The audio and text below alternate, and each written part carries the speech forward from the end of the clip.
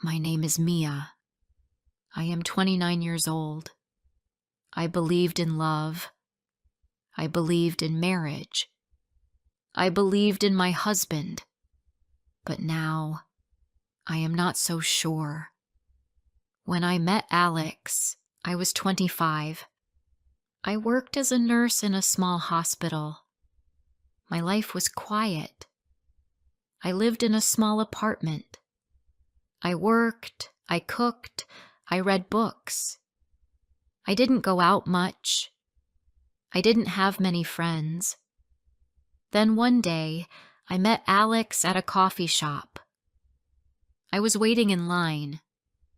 He stood behind me and smiled. He said, "Cold day, isn't it?" I smiled back. We talked while waiting. He said he liked the same kind of coffee as me. That made me smile more. After that day, he came to the coffee shop again. We talked again. Then again. After 1 week, he asked for my phone number. I gave it to him. He started texting me. Every morning he said, "Good morning." Every night he said, "Sleep well." He asked how my day was. He listened to me. He said I was special. I started to feel happy again. I waited for his texts. I waited for his calls. He made me laugh. He made me feel beautiful. After 2 months, we were a couple. He brought me flowers. He took me to dinner. He opened doors for me. He said sweet things. He made me feel loved. He met my parents. My mother said, "He's very polite." My father said, "He looks serious, but kind." After 6 months, he asked me to marry him. He gave me a small silver ring. It wasn't big, but it was beautiful. I said yes. We had a small wedding, just family and close friends. He looked at me and said, "I will love you forever." I believed him. The first year of marriage was good. We moved into a small apartment with a balcony. I planted flowers there. He helped me set up the kitchen. We chose curtains together. We laughed a lot.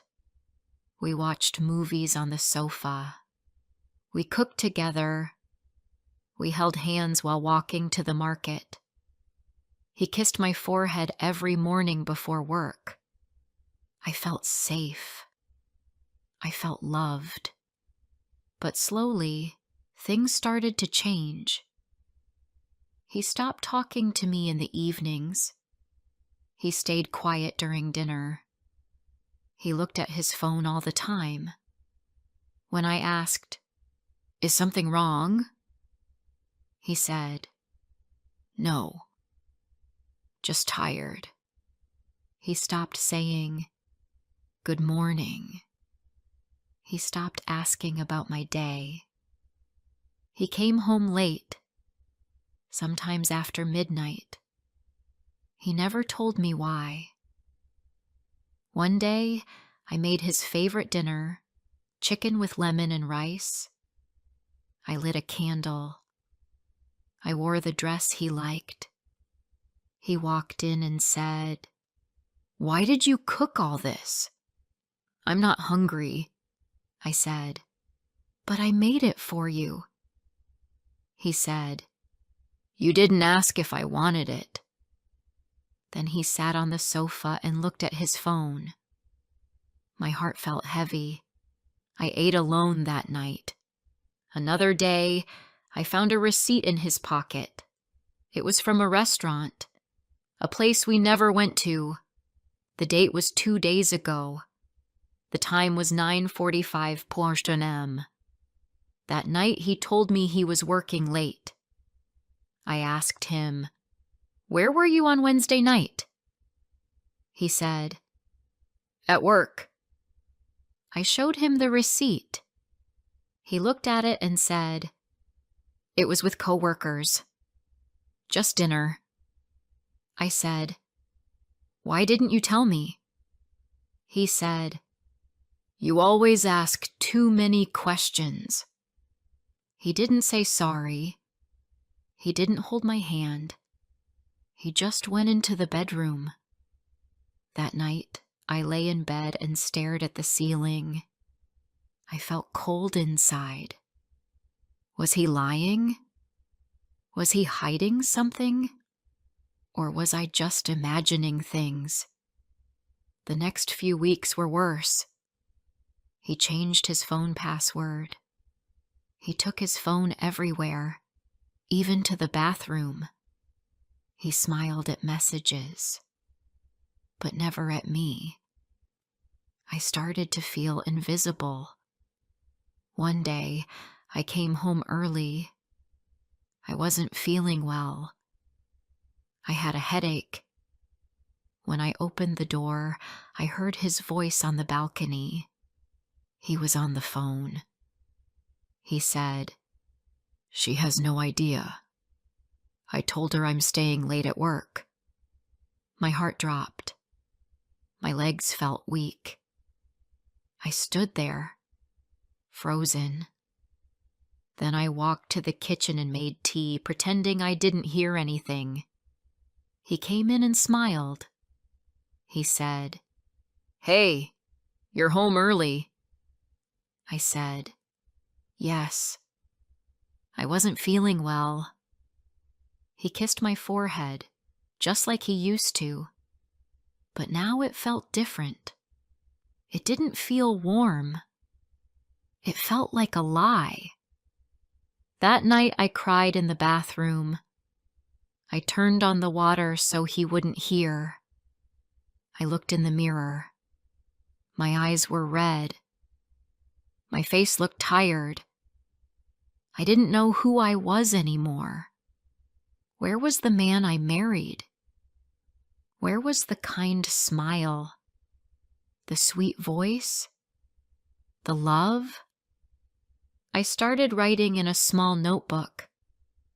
I didn't want to forget how I felt. One page said, "He is next to me, but I feel alone." Another page said, "He kisses me, but I feel nothing."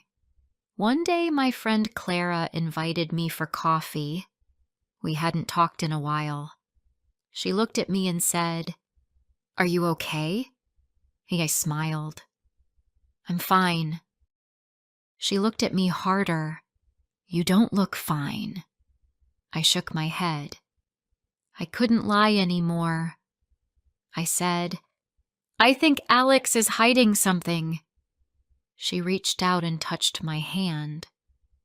"You don't deserve that, Mia." Her words stayed with me. That night I asked Alex, "Do you still love me?" He looked up from his phone. "What kind of question is that?" I said, "You don't talk to me. You don't look at me. I feel like a stranger in this house." He sighed. "You're too emotional. Everything is fine. Stop overthinking." Then he left the room. But everything was not fine. And I knew it. One day, I followed him. I told him I was working late. But really, I left work early. I watched him from across the street. He entered a small restaurant. He wasn't alone. A woman was with him. She smiled at him. He smiled back. They sat close. He touched her hand. She laughed. My heart broke into 1,000 pieces. I walked away before he saw me. My hands were shaking. My eyes were full of tears. I went home and sat in the dark. I didn't cry. Not yet. I just sat there, quiet. When he came home that night, I was still sitting. He looked at me. "Why are you sitting in the dark?" Said, "Did you have a good dinner?" He paused. "What do you mean?" Said, "Was she pretty?" He didn't answer. And in that silence, I finally knew the man standing in front of me, he was not the man I married. Before I share the rest of my story, I want to ask you something. Where are you listening from? It gives me strength to know someone is hearing my words, someone who understands me. Please tell me in the comments. I would really love to know. He stood in the doorway, looking at me. His face didn't change, not even a flicker of guilt. I waited for him to speak, but he said nothing. So I stood up. I walked past him and said, "I saw you." He followed me into the kitchen. "Saw me where?" "In the restaurant," I said. "With her." He looked away. He rubbed the back of his neck. "You said you were at work," I continued. "You looked very comfortable with her." "She's just a friend," he said. I laughed. It was a cold, sharp laugh. "You held her hand, Alex." "She's going through a hard time," he said. I was comforting her. "Do you hold hands with every woman who's sad?" I asked. He sighed. "You're being dramatic again." My voice shook, but I didn't back down. "Do you love her?" He didn't answer. I asked again, "Do you love her, Alex?" He sat down at the table. He looked tired, but I didn't feel sorry for him. "I don't know," he said finally. It just happened. I felt something heavy in my chest, like my heart was falling slowly, breaking with each second. "And what about me?" I asked. "What am I to you now?" He looked at me, finally. "I didn't plan this, Mia." "That's not an answer," I said. "Do you want to be with me or with her?" He stayed silent. That silence hurt more than anything he could have said. I turned around and walked to the bedroom. I sat on the bed, staring at the wall. My hands were shaking. My legs felt weak. He didn't follow me. I didn't sleep that night. I lay on my side of the bed. He stayed on the sofa. I could hear him turning, moving, not sleeping either. The next morning, I made tea for myself. Just one cup. I didn't ask if he wanted any. He walked in. His hair was messy. His eyes were tired. I didn't speak. He sat down and said, "I didn't mean to hurt you." I looked at him. "But you did." He nodded. "I know." I waited. He said, "I don't know what I want. I feel lost." I wanted to scream. I wanted to throw the cup across the room, but I didn't. I said, "I am not your practice ground, Alex. I am your wife." "I know," he said quietly. "Then act like it," I said, "or let me go." He looked at me, but he didn't answer. That day, I went to work like usual. I helped people. I smiled. I said polite words. But inside, I felt like I was falling apart. When I came home, he was there. Dinner was on the table. Pasta and bread. A candle. Like he was trying. I sat down. We ate in silence. After a while, he said, "Do you still love me?" I looked at him. "I don't know. I used to. But I don't recognize you anymore." He looked down. "You broke something," I said. "And I don't know if it can be fixed." He said, "I miss us." I wanted to cry, but I didn't. "You should have thought about that before holding her hand." He didn't speak again. The next few days were strange. We lived in the same space, but it felt cold, quiet. We talked about small things, groceries, laundry, bills, but never about us. Then one night he asked, "Can we try again?" I looked at him. "Try what?" He said, "To fix this. I'll stop seeing her. I'll do better." I asked, "Why now?" He said, "Because I saw your face that night. I've never seen you look at me like that. It scared me." "You should have been scared of losing me long ago," I said. "I know," he said. "But I was stupid." I looked at him. He looked serious. He looked honest. But I didn't know if I could believe him anymore. "Actions, not words," I said. "Show me. If you really want this, show me." He nodded. He deleted her number. I saw it. He changed his routine. He came home early.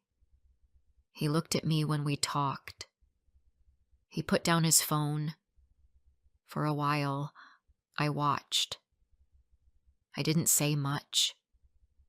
I was tired. I didn't want to hope and break again. One evening we sat on the balcony. The sun was low. The sky was soft pink. He said, "I miss sitting here with you." I looked at the flowers. They were dry. I hadn't watered them in weeks. I said, "I used to love this place." He was quiet. Then he said, "Let's fix it together." We didn't say anything else.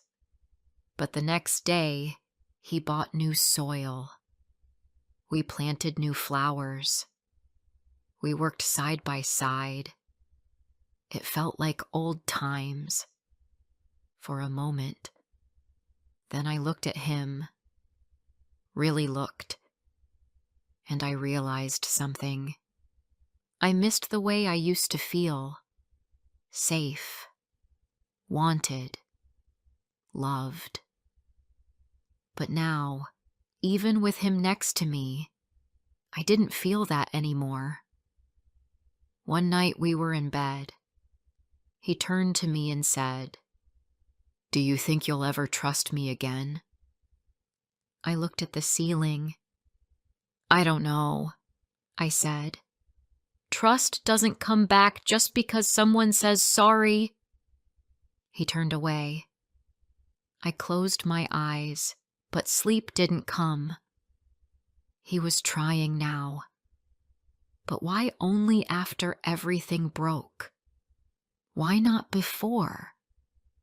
I thought about leaving. I thought about packing a bag and going back to my parents. but part of me still hoped something could change.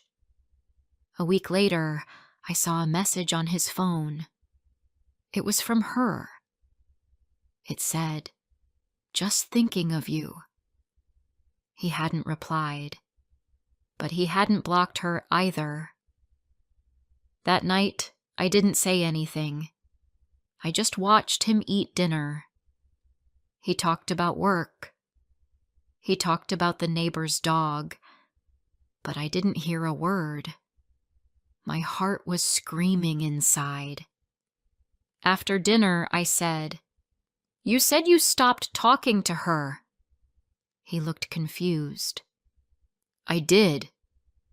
"Then why is she still texting you?" I asked. His face changed. I stood up. "You're not serious, Alex. You're pretending. You don't want to change." "I didn't reply," he said. "I ignored it."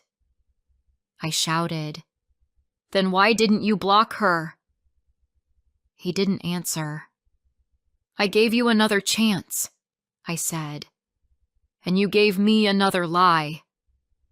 He reached out. "Mia, please." I stepped back. "No more, Alex," I said. "I don't believe you anymore." He was quiet. For once, he had nothing to say. I packed a small bag that night. He sat on the sofa, holding his head in his hands. I walked to the door. He didn't stop me. As I stepped outside, the air felt cold, but it also felt clean. I didn't know where I was going next, but I knew I wasn't going back. I didn't look back as I closed the door behind me. I walked to the end of the street with my small bag. My heart was heavy, but my steps felt strong. The cold night air touched my skin. It was the first time in months I felt awake. I took the bus to my parents' house. My mom opened the door. Her eyes widened when she saw me.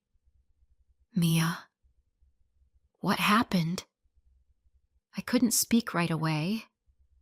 She pulled me inside and held me. Her hug was warm. I hadn't felt that kind of safety in a long time. My father came out of the living room. He looked at me, then at the bag. "I left," I said. He didn't ask questions. He just nodded slowly and said, "Your room is ready." That night, I slept in my old bed. The pillow smelled like clean laundry. I lay on my side and closed my eyes. I didn't cry. I just breathed. Slowly, deeply. The next morning, my mom made pancakes. She always made them when I was sad as a child. She placed a plate in front of me and sat across the table. "I don't want to talk about it," I said softly. She nodded. "Okay." We ate in silence, but it didn't feel uncomfortable. It felt kind. That afternoon, I went for a walk around the neighborhood. Some people smiled at me, recognizing me. I smiled back, but it was a quiet smile. Later, I sat on the porch. My mom joined me. "Are you going to stay here for a while?" she asked. "I don't know," I said. "I just need space." "You can stay as long as you need," she said.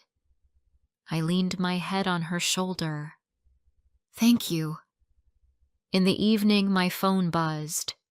It was a message from Alex. "Please talk to me."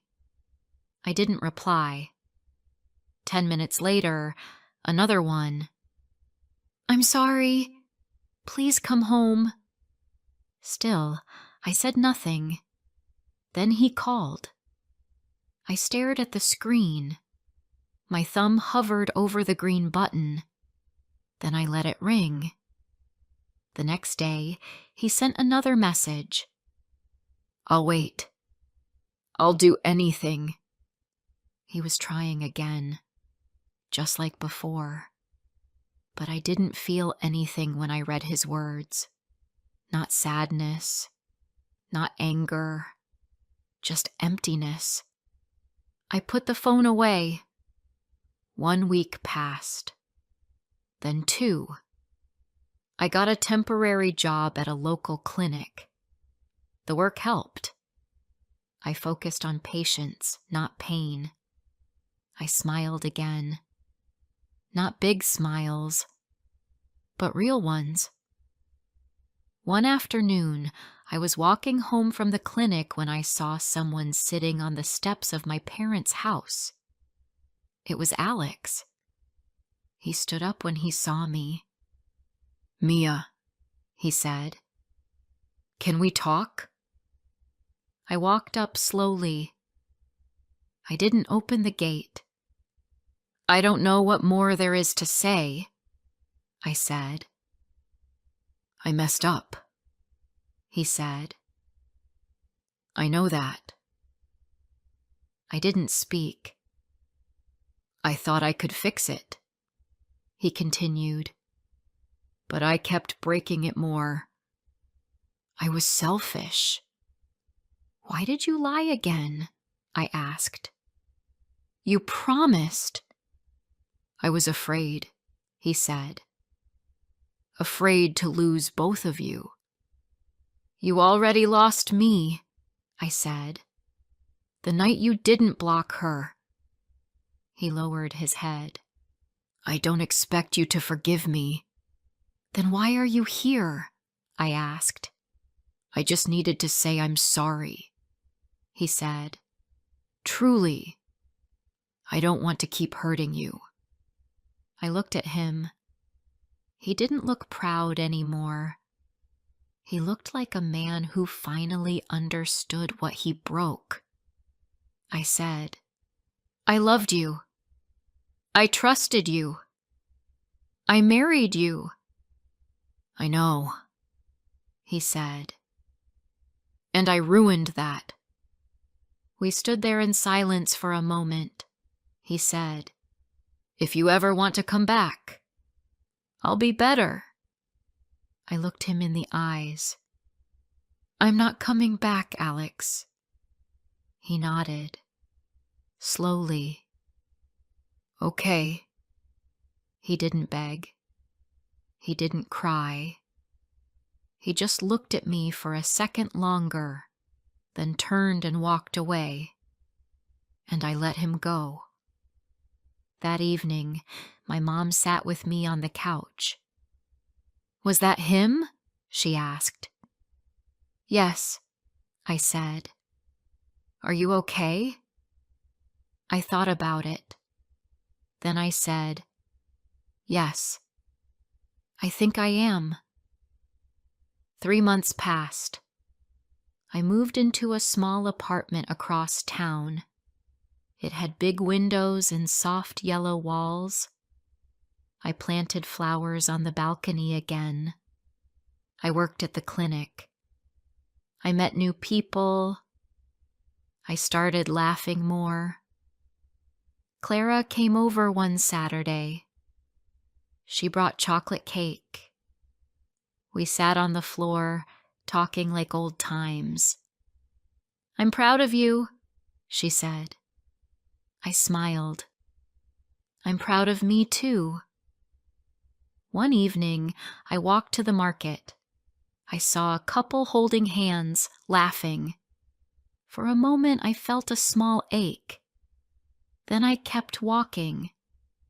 I wasn't ready for love again, but I wasn't afraid of it anymore. I had learned something important. Love should not hurt. Love should not lie. And if someone truly loves you, you won't have to ask them to choose.